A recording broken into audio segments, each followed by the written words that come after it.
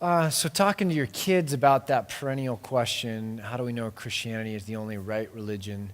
I think you first have to help kids understand the law of non-contradiction.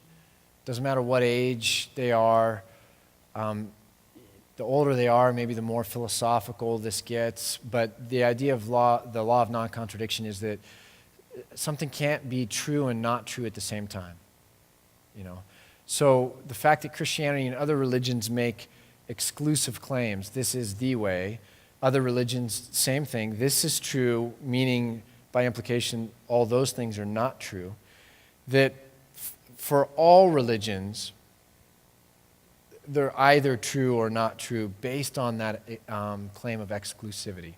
So if Christianity is true, then it really is true, and it really is the only way.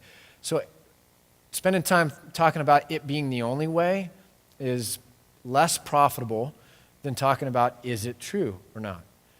Because if it's true, the rest follows naturally, and it's not so hard to stomach, because by being true, then it is exclusive, and it's the only way. So I don't start with, is it the only way, because you can go round and round for 10,000 years on that. The real question is it true? And for Christianity, unlike other religions, it has it has something built into it that's falsifiable. Meaning, if Jesus didn't rise from the dead, then it's not true.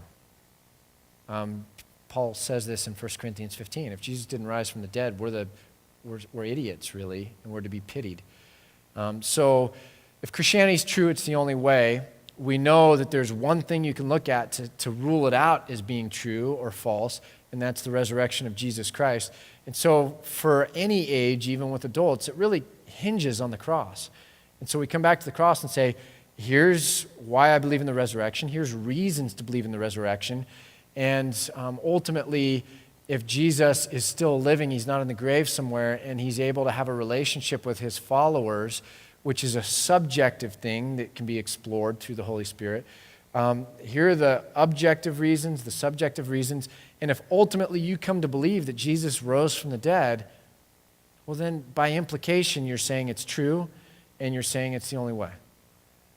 So it really becomes a conversation about the cross and Jesus rising from the dead, and the role that Easter plays in grounding the Christian faith. So whatever age it is, with kids and with adults, talking about Christianity really reduces down to a discussion about the resurrection, the historical reliability, and even just what are we going to make of it in our own lives? Are we willing to accept that reality or not?